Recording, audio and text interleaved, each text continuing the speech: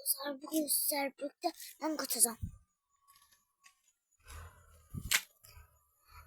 Hakikaten katacağım. Ben katacağım. Ben katacağım. Ben katacağım. Ben katacağım. Ben katacağım. Dostlar, ben katacağım. Dostlar, ben de katacağım. Gözleri böyle bir an katacağım. Kaçam! Kaçam! Ben de katacağım.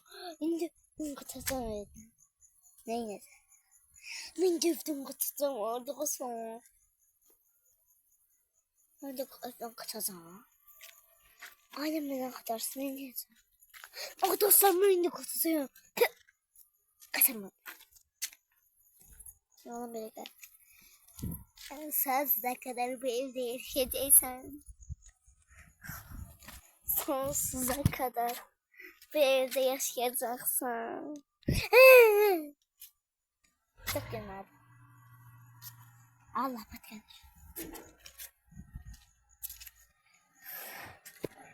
Kim gelir oradan?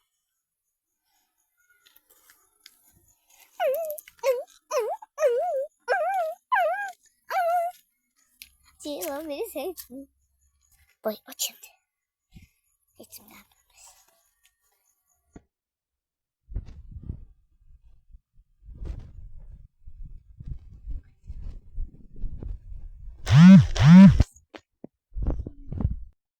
Olsun doğru.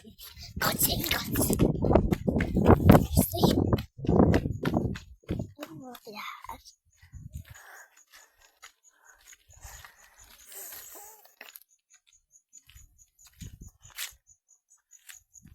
Bay bay.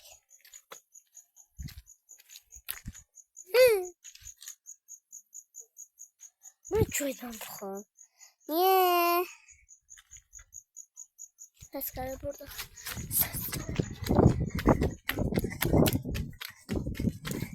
Gel kaçıyor.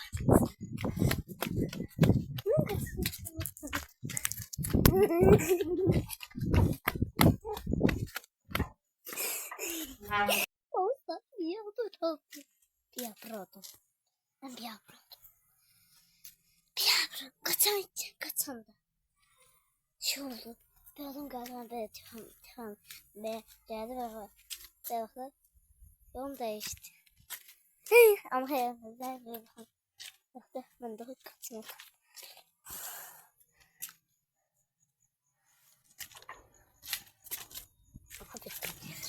Biri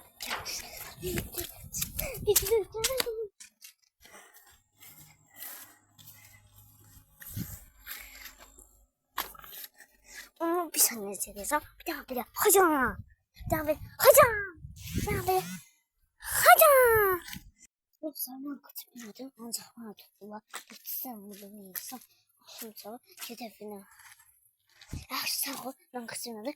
Bir günde diyelim ki katacağım. Katacağım. Diyelim katacağım. Hemen katacağım. Bir günde size kaçmam videoda.